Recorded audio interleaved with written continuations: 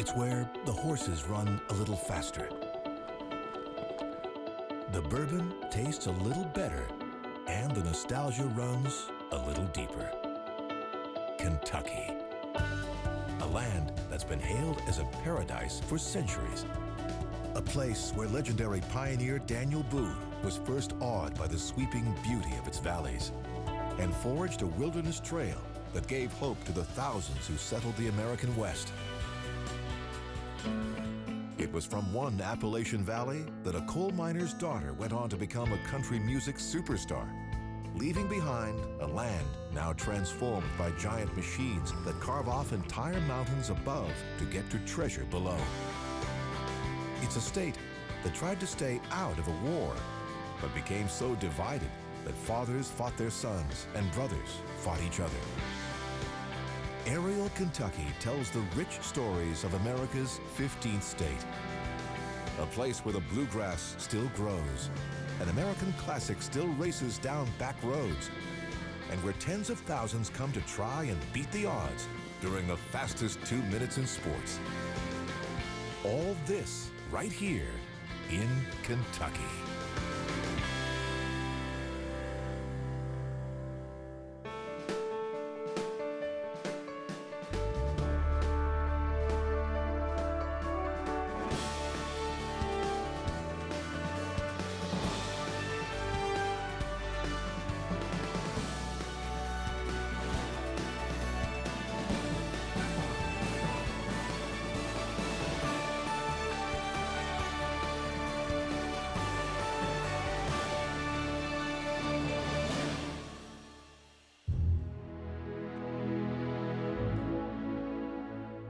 It's easy to tell when spring finally arrives in Kentucky. Sunbursts of canola flowers blanket the fields, and colorful eastern redbuds signal the start of a prosperous growing season. Native Americans found the perfect hunting grounds here. There were lush forests filled with deer and beaver, and meadows of wild grass. Grass that may have inspired the state's name. The Iroquoian word for meadowland is Kentucky. But by the late 18th century, European settlers also had their eyes on Kentucky's riches. As the eastern colonies grew more and more crowded, many there dreamed of having a new piece of this paradise to the west. One of those would become an American legend, a former soldier and explorer named Daniel Boone. Boone first arrived in Kentucky on a hunting trip in 1767. One day, after setting up camp, he climbed high on a rocky ledge, some say it was this one, to take in a view of Kentucky's untouched landscape. Today, many continue to follow in Boone's footsteps, clambering up to rocks like these in Pilot Knob Nature Preserve to look out over a stretch of Kentucky that has remained virtually unchanged for hundreds of years.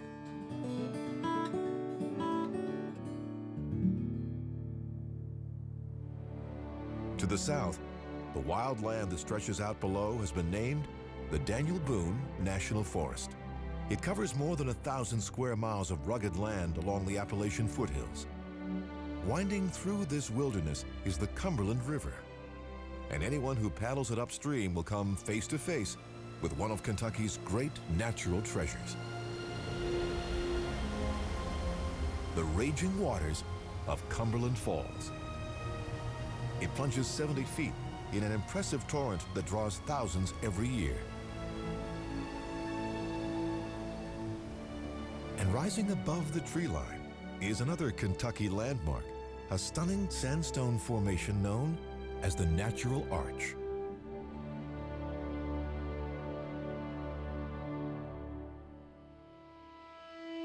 When Boone's initial hunting trip in Kentucky was over, he returned to his family in North Carolina, laden down with hundreds of pelts and tales about his travels in a new western land.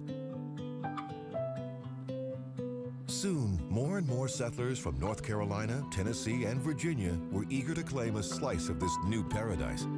The problem was, there was no real way for large numbers of people to get there. Traveling through the Alleghenies on foot like Boone had was one thing, but navigating this terrain with carts and carriages weighed down with people, supplies, and tools was almost beyond imagination. That's because an impressive barrier stood in their way. In the early 18th century, the Allegheny Mountains, which stretch from northern Pennsylvania to southern Virginia, were the biggest obstacles to settlers trying to reach Kentucky and the West. But in 1750, an explorer named Dr. Thomas Walker discovered a narrow passageway through the forbidding Alleghenies, a notch between two mountains that's now known as the Cumberland Gap. Today, it lies near where the borders of Kentucky, Tennessee, and Virginia all meet.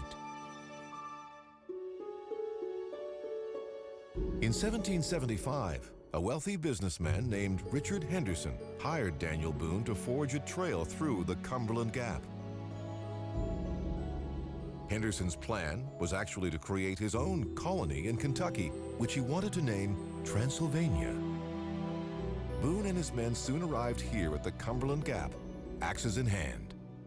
They started hacking their way across the mountains, creating a path that would later be known as the Wilderness Road.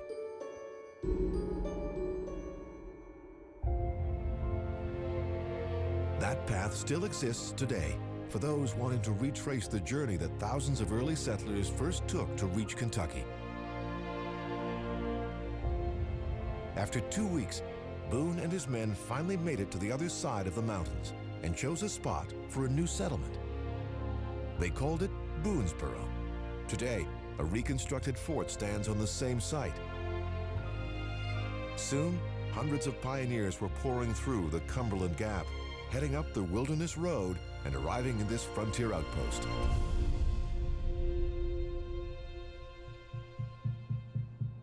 Boone stayed on to protect the settlers from Indian attacks, but one day while hunting, he himself was captured by members of the Shawnee. Held by the tribe's chief Blackfish, Boone quickly discovered that a Shawnee force was planning to attack the Boonesboro settlers. Winter turned to spring, and Boone was unable to warn his companions. Finally, in June, as the Shawnee made their final preparations to lay siege to the fort, Boone made a daring escape. Legend has it he crossed 160 miles of near impassable wilderness in just 4 days to reach Boonesboro before the Shawnee. When the Shawnee finally did attack, the settlers were well prepared and armed. For 10 days, they held their ground until the Shawnee finally gave up and retreated.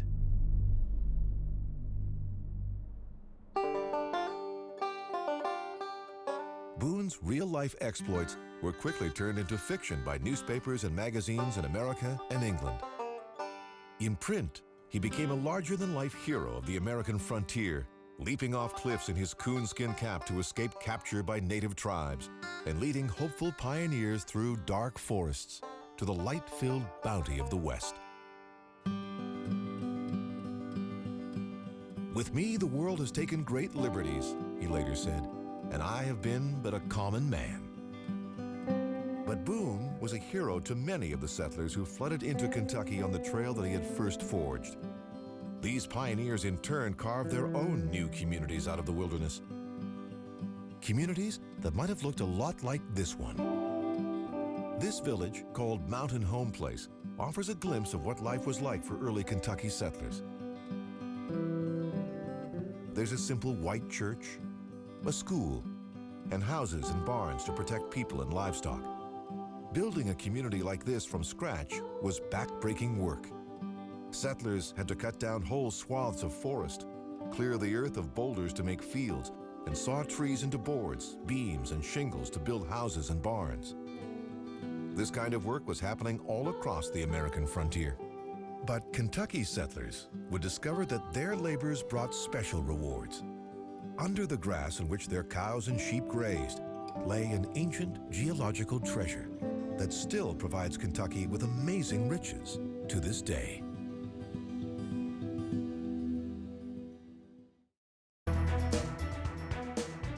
"50 miles south of Louisville, Kentucky, stands one of the most secure buildings on Earth. Inside is more than 147 million ounces of gold, worth close to $200 billion. This is Fort Knox. With granite walls 4 feet thick and a 22-ton blast-proof door, Fort Knox is the most secure vault in the world. It's not a good idea to get too close, even from the air. If the guards in its towers need backup, there are 30,000 soldiers and 300 tanks standing ready at the army base next door.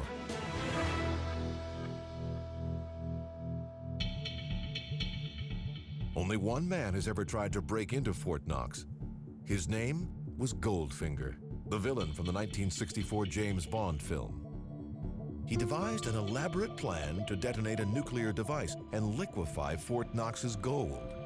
The filmmakers weren't given access to the vault, but they were allowed to film exterior shots from the air. The gold in Fort Knox may be a national treasure worth billions, but for many of those who live here in Kentucky, their most prized resource lies right beneath their feet. It was discovered by settlers back in the early 19th century. It turns out there was a secret ingredient in Kentucky's soil that dates back more than 300 million years. Once, the southeastern United States, including the area that's now Kentucky, was covered by a shallow sea. Over millennia, shells from billions of sea creatures accumulated on the ocean floor, hundreds of feet thick, creating a bed of calcium-rich limestone. When the waters finally retreated, this limestone formation was covered by earth and still exists today, hidden beneath Kentucky's forests and fields. But there is a place where this limestone labyrinth can be explored, here at Mammoth Cave National Park. Under these trees is the longest known cave system in the world, more than 350 miles of caverns that lie under 80 square miles of Kentucky. It's now a United Nations World Heritage Site.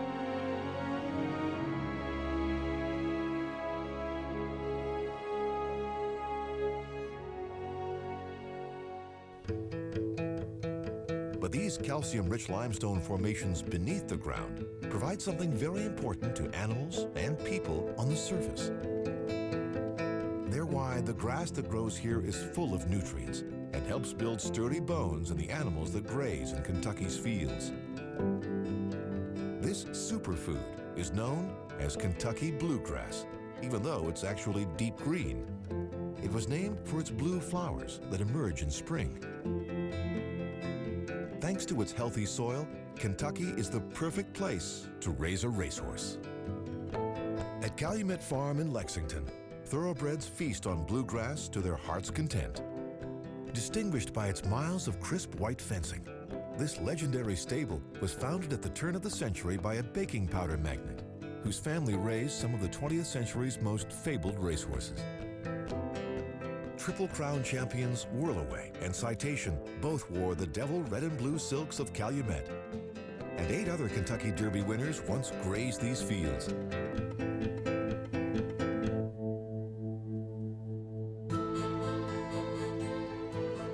It's not by chance that Calumet and its legendary horses are located here, just outside Lexington, a city known as the horse capital of the world. First established in 1775, it was named in honor of the first battle of the Revolutionary War in Lexington, Massachusetts. In the beginning, this was no more than a rough and tumble outpost on what was then America's western frontier. But that quickly changed as settlers flooded into Kentucky. Within 30 years, mansions lined Lexington streets, and the city was known as the Athens of the West. But the story of how Lexington became America's horse racing capital begins downtown. This is a monument to the man who helped organize Kentucky's very first horse race, statesman Henry Clay. In 1787, Clay and a few others decided to sponsor a race of horses right through Lexington's streets. Many here considered this predecessor to modern drag racing a nuisance, and it was later banned from town limits.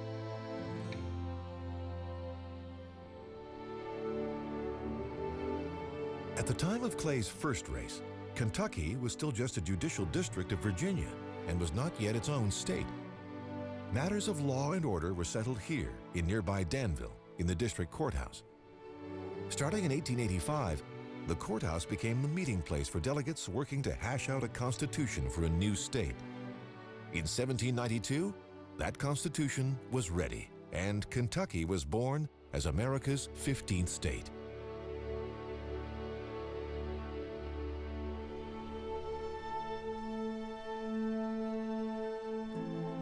Just 2 years later, the state of Kentucky had its very first racecourse. It lay here on this estate south of Lexington, built by William Whitley, a frontiersman famous for his clashes with Kentucky's native tribes. He designed his home with walls 2 feet thick and windows high above the ground to thwart Indian attacks. But it was Whitley's racetrack that would make horse racing in America different. He wasn't a fan of British customs, so he decided that horses on his track would race counterclockwise, against European tradition. All racecourses in America have run counterclockwise ever since.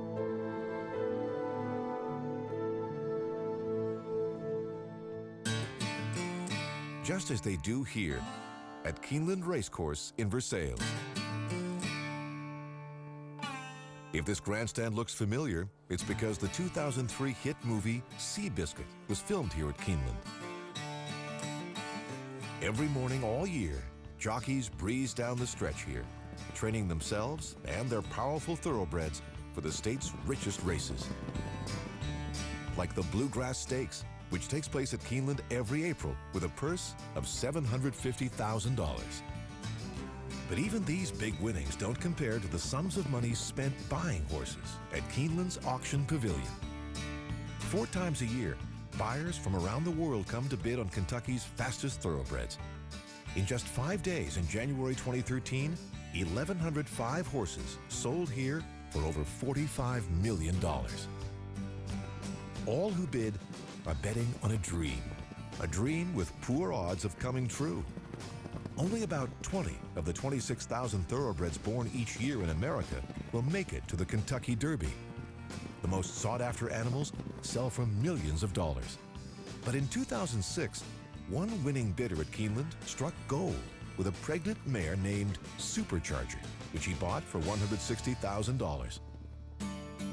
Her new home, Windstar Farm, lay just down the road in Versailles.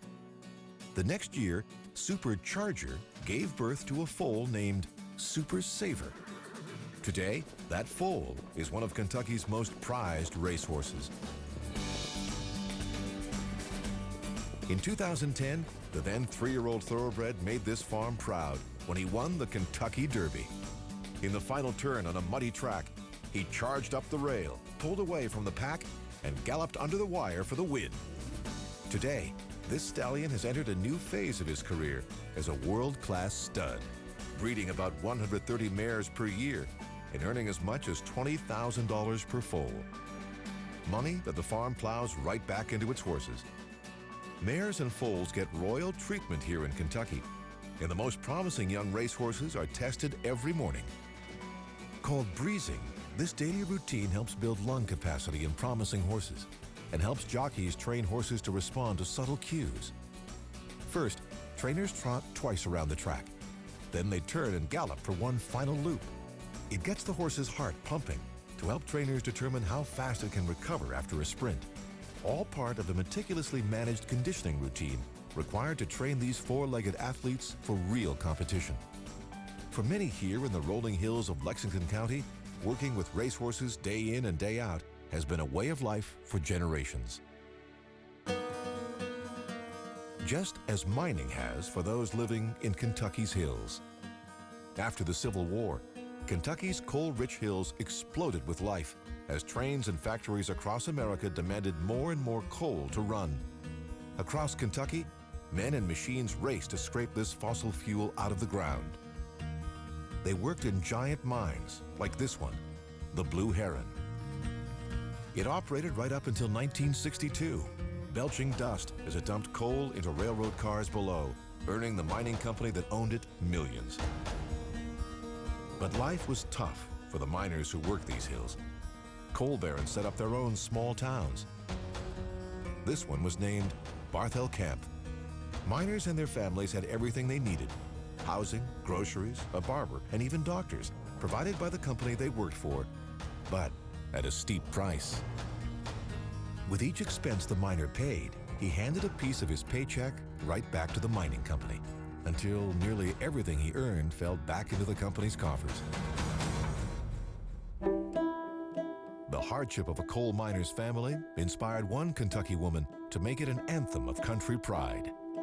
Music star Loretta Lynn grew up in this narrow valley known as Butcher Hollow, where her childhood home still stands. In her 1970 single, Coal Miner's Daughter, Lynn sang about how her family may not have had much money, but had all the love they needed. The song was a huge hit and inspired the 1980 movie starring Sissy Spacek in an Oscar-winning performance. Both the song and film helped humanize the plight of coal miners everywhere. These days, being a miner in Kentucky's hills is nothing like it used to be. It's possible to soar through valleys like this one without realizing what's happening above. But if you skim the treetops, you'll come face to face with one of the largest industrial operations in the world. A mining technique that's been described as strip mining on steroids. It's the start of a new shift for a series of giant earth-moving machines and their operators. They're on their way to carve the entire top off an Appalachian mountain.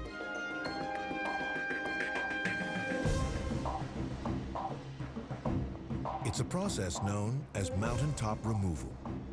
That's because mining companies literally lop off entire mountaintops to get to rich seams of coal below.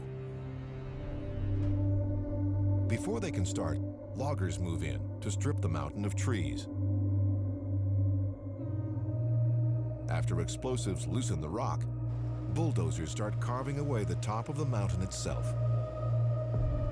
From the air, it looks like a giant sandbox, except every one of these machines is supersized. The Appalachian Mountains are more than 300 million years old. Now, these 3 bulldozers alone can chew their way through an entire peak in just a few days. They remove the earth so that valuable seams of coal can be mined from above, instead of digging underground tunnels to get that coal out of the mountain. Understanding how this modern mining technique works is best done from the air. All the earth dug up by these 3 dozers has to go somewhere.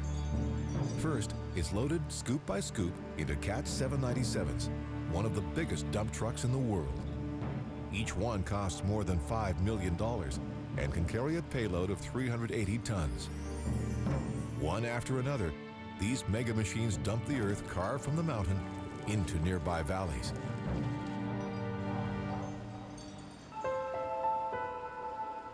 Watching mountaintop removal in action, it's easy to understand why this mining technique is so controversial. The Kentucky miners who work these machines can earn a good living, but environmentalists and many in nearby communities claim that this extreme type of mining is devastating ecosystems and polluting nearby rivers and streams. Mining companies claim they restore the mountains when they're done, shaping them into terraces and then covering them with grass to look natural. Some former mountaintop removal sites are even used to graze cattle. But when all is said and done, the ancient peaks that once stood here are gone forever. To the north of Kentucky's coal-rich hills, the Ohio River flows along the state's border with Ohio. Many of the small towns that line this river date back to the earliest days of settlement, including one that's been home to a family of famous entertainers. One of them achieved stardom in Hollywood, but never forgot his Kentucky roots. When his film The Leatherheads was released in 2008, actor George Clooney organized a special screening here in Maysville. A red carpet was rolled out in front of the Washington Opera House, and Clooney and his co-star Renee Zellweger were on hand to greet the sold-out crowd of 300. There's a good reason that Clooney chose this small town. Both of his parents were born here. His great-grandfather was the town mayor, and it's also where his famous aunt, actress and singer Rosemary Clooney, had the premiere of her film, The Stars Are Singing in 1953. She grew up in Maysville, dreaming of all that might lie down the Ohio. From the porch, the river promised better times coming, she later wrote. Faraway places just around the bend. George Clooney grew up 16 miles away in the town of Augusta. His ambitions weren't limited to acting. After graduation from Augusta High School, he tried out for the nearby Cincinnati Reds, but never made the team.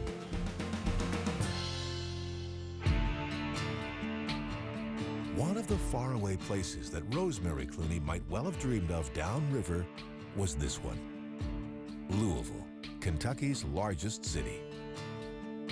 A place that's given birth to plenty of its own legends, including one who was born in this modest white house, a boy named Cassius Clay, later known to the world as Muhammad Ali. Today, an entire building here in Louisville honors the fighter's legacy, the Muhammad Ali Center. It was on Louisville streets as a teenager that Cassius was taught to box for self-defense after having his bicycle stolen. And it was in Louisville that he had his first professional fight in 1960, here at Freedom Hall. His win in the 6th-round battle against Tunney Hunsaker launched his career. 20 years later, crowds were still flocking to Freedom Hall, where the University of Louisville Cardinals basketball team won 2 NCAA titles in 1980 and 86. The team has since moved across town to the KFC Yum Center, which opened in 2010. But for millions of sports fans around the world, Louisville is known for something else. An annual event many call the most exciting 2 minutes in sports. On the first Saturday of every May, tens of thousands of fans arrive in Louisville, Kentucky for one of the most legendary sporting events in the world. It draws more than 16 million television viewers, but lasts just 2 minutes. The Kentucky Derby. It happens, rain or shine. This year, 151,000 people have crowded into Churchill Downs. The historic racetrack has hosted the Kentucky Derby since 1875. 2 weeks of parties and events lead up to this legendary race. It began in 1873 when Colonel Meriwether Lewis Clark Jr. returned to Louisville from Europe, freshly inspired by European jockey clubs. He wanted to create something similar in Louisville, a place that could showcase Kentucky's finest horses. So he leased 80 acres from his uncles John and Henry Churchill and named a new racetrack in their honor, Churchill Downs. With its annual mint juleps, fancy hats, and blanket of red roses for the winning horse, Churchill Downs has always been a place of time-honored traditions and iconic architecture. The soaring twin spires of its grandstand are recognized around the world. The most prized seats at the track are these, just feet from the finish line. They sell for thousands of dollars each, but on the infield, it's standing room only. It's finally race time. Each jockey parades in front of the grandstand to give the crowd one last look before they place their wagers. With more than $131 million in bets riding on this one race, the slightest change in a horse's or a jockey's behavior could sway the odds. But on this rainy day, it's truly anybody's race, which is why the air is electric.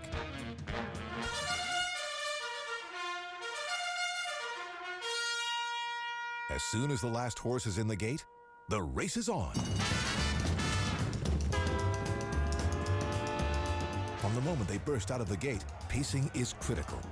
Thoroughbreds can only maintain their peak speed for a quarter of a mile. And since this track measures a mile and a quarter, each jockey has to decide exactly when to unleash his or her horse's speed. Push too hard early, and a horse will tire too soon. But wait too long, and it might be too late to pull ahead. And on a rainy track like this one, it's impossible to predict which horses will perform best. Just as the jockeys enter the final stretch, a horse named Orb kicks into a new gear, fights his way up from behind, and closes in on the front runner. A surprise move from the outside that pays off.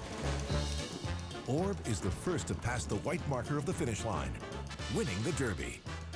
His time, 2 minutes and 2 seconds, almost 3 seconds shy of Secretariat's 1973 record, but a victory worthy of a big celebration. Orb's owner will take in $1.4 million. Orb's jockey, 28-year-old Joel Rosario, gets a 10% cut. The city of Louisville, the home of Churchill Downs, was founded in 1778 as a river port.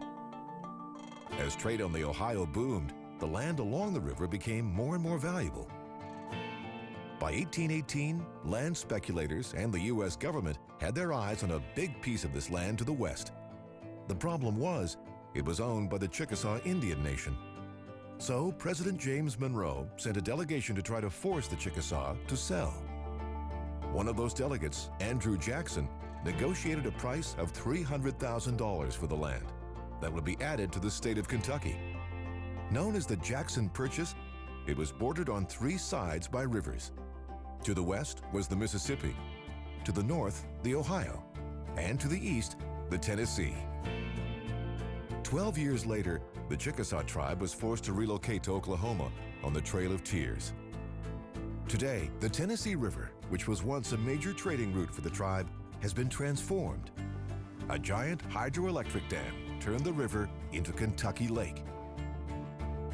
A second dam on the nearby Cumberland River created Lake Barkley. The land between the 2 lakes is now a national recreation area, and the reservoirs themselves are popular places for boating and fishing. But not everyone on Lake Barkley is here for a good time, especially those doing time here at the Kentucky State Pen. This may look like a medieval fortress, but it's actually the oldest prison facility in Kentucky, built in 1889. Locals often call the state penitentiary the Castle on the Cumberland. It houses Kentucky's only death row. Its execution chamber was used as recently as 2008. If this prison's walls could speak, they would have plenty of colorful tales to tell. That's because the state pen dates back to a time when many of Kentucky's rural communities were ruled by honor and family pride, not by law. A time when feuds on the Kentucky frontier were settled with violence and blood. Some of these feuds have been the stuff of legend, like the one that erupted on Kentucky's border with West Virginia, here along the Tug Fork River that divides the states. Some say it all started in 1878 in a valley like this one, when Randall McCoy of Pike County accused Floyd Hatfield of West Virginia of stealing one of his hogs.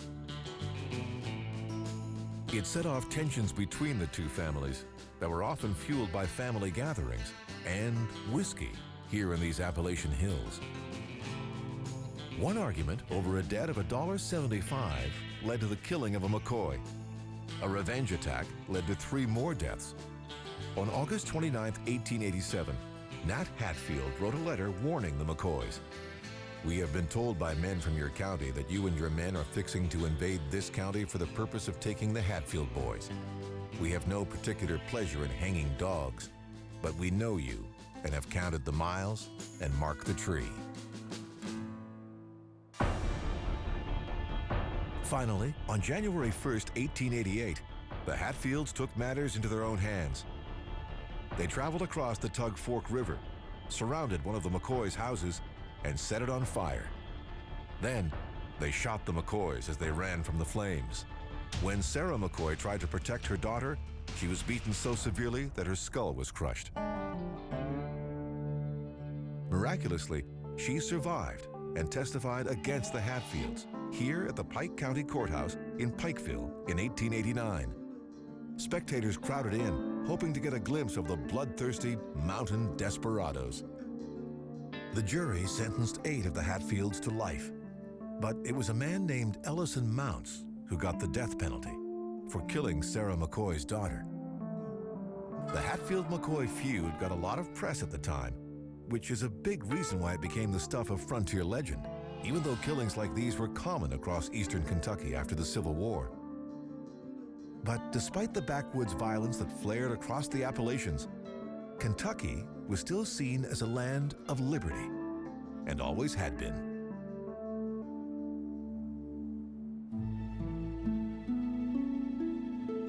In the late 1700s, a group of 44 Shaker missionaries arrived here, hoping to create their own heaven on earth at a place they called Pleasant Hill.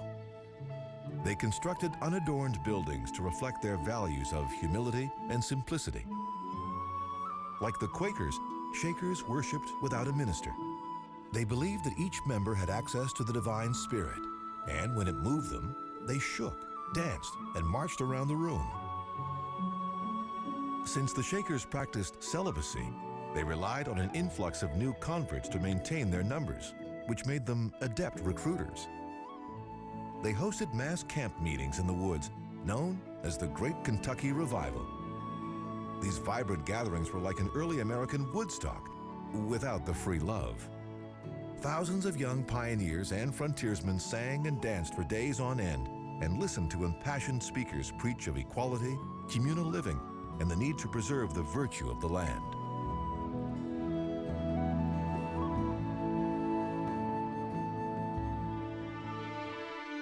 In the years leading up to the Civil War, the Shakers welcomed former slaves to join their community as equal members and even bought some slaves in order to free them. But there were many others in Kentucky who didn't share the Shakers' abolitionist sympathies, including one named Jefferson Davis, who became the President of the Confederate States on February 18, 1861.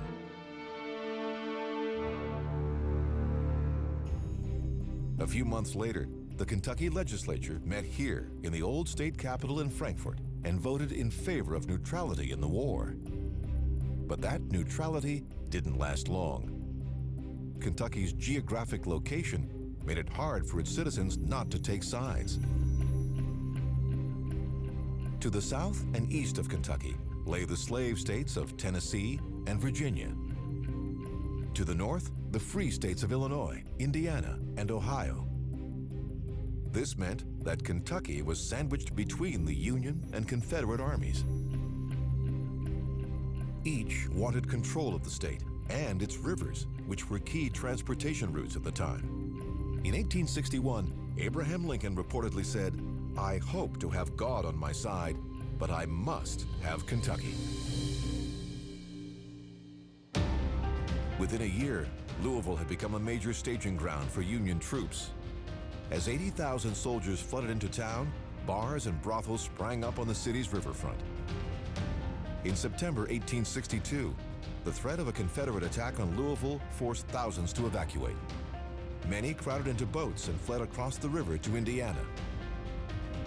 The attack never came, but battles flared elsewhere in Kentucky and led to heavy casualties for both sides.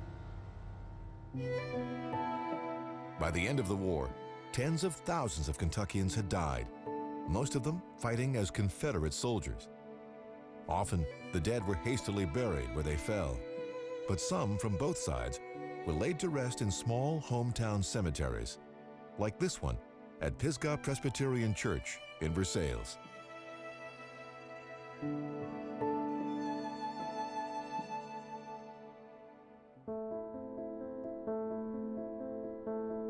Today, much grander memorials mark the roles that Kentucky natives Abraham Lincoln and Jefferson Davis played in the war. Here, near Lincoln's birthplace in Hodgenville, a Beaux-Arts structure rises at the end of a stairway with 56 steps representing Lincoln's age when he died. The memorial was paid for by the donations of more than 100,000 citizens, school children, and businesses from across the North and South. Inside stands a reconstruction of Lincoln's famous childhood cabin to remind visitors of the 16th president's humble beginnings here on the Kentucky frontier. 100 miles away, a memorial of a different kind was constructed in 1907 to honor Jefferson Davis, who died in New Orleans in 1889. This 350-foot-high obelisk was built in Davis's honor by the Daughters of the Confederacy, and like so much else in this state, it stands on a bed of Kentucky limestone.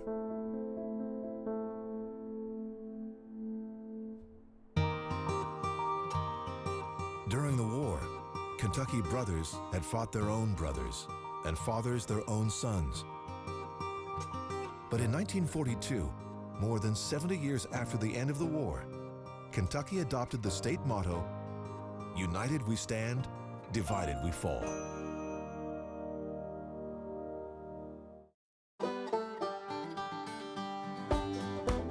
It may be called the bluegrass state, but vast stretches of Kentucky are completely covered by trees. Trees that hide treasures of Kentucky history that are best spotted from the air. Like this legendary farmhouse west of Louisville. It's the childhood home of a man known as the father of bluegrass music, Bill Monroe. Under the shade of this porch, the Monroe boys played the fiddle and guitar. Bill, the youngest, took to the mandolin, like his mother, who died when he was just 10. Legend has it that so much music was played in this house over the years that the fibers of the wood in its walls and rafters resonate like instruments themselves.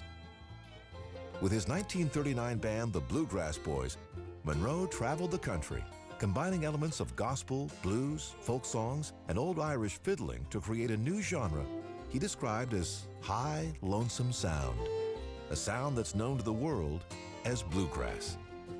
Today, just down the road from Monroe's old farmhouse, in the town of Rosine, musicians still gather every Friday night to honor Monroe's legacy and celebrate the heartfelt and nostalgic music that grew right out of Kentucky's soil. Bill Monroe was born in 1911, but his family first settled in Kentucky in the 1830s. By then, another rural Kentucky tradition was in full swing. An invention that was already being boiled, fermented, and barreled all across the state, Kentucky bourbon. Woodford Reserve is the oldest bourbon distillery in the state, dating back to the late 18th century. It's one of many distilleries located on Kentucky's Bourbon Trail, including popular brands like Wild Turkey, which dates back to 1869. When Prohibition hit in the 1920s, Kentucky's bourbon makers were forced to close, except for one, thanks to some crafty repackaging. The Buffalo Trace Distillery here in Frankfort sold its bourbon for medicinal use only, or at least that's what its labels claimed. These days, Kentucky's bourbon business is thriving, from small new craft distilleries to established names like Four Roses, which is now owned by a Japanese liquor conglomerate. The reason that Kentucky bourbon is famous around the world is its consistently distinctive taste. That's because Kentucky bourbon makers have to follow 4 strict rules. First of all, their bourbon has to be aged in new, charred, white oak barrels, which can spend 10 years or more in buildings called rack houses, like these. It has to be made from at least 51% corn. It can't have any added coloring, and it has to be between 40 and 80% alcohol. But there's one more thing that gives Kentucky bourbon its unique taste. It turns out that the same nutrient-rich limestone that helps thoroughbred horses grow into champions also makes the liquor here better, since it helps filter impurities from the water. Most Kentuckians would probably agree that bourbon is the unofficial drink of the Bluegrass State, just as thoroughbreds are the official horse, and as My Old Kentucky Home is the official state song. But unlike most states, the Commonwealth of Kentucky also has an official car.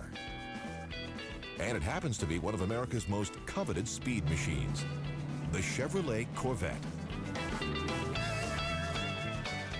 A group of Corvette devotees is hitting the back roads with cars that date from the 1960s to today. This legendary speed machine is produced nearby at GM's assembly plant in Bowling Green. Today, more than 400 workers build about 11,000 Corvettes a year.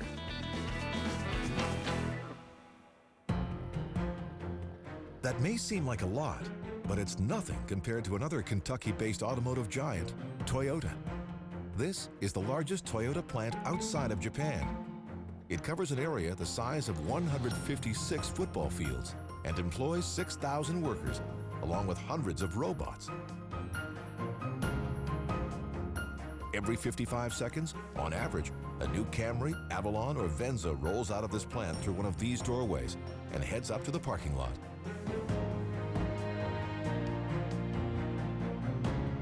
Then, each one is driven onto a railway car designed specifically for automobiles. When the train cars are full, they head out to ports across the country, since most Kentucky-built Toyotas are shipped overseas. $4.4 billion worth of automobiles are exported from this state each year. Just one more example of the riches of the bluegrass state, where nature inspires awe. Hardy pioneers once beat the odds, and thousands still come eager to win. This is the colorful, rugged, wide-open land of enduring traditions, Kentucky.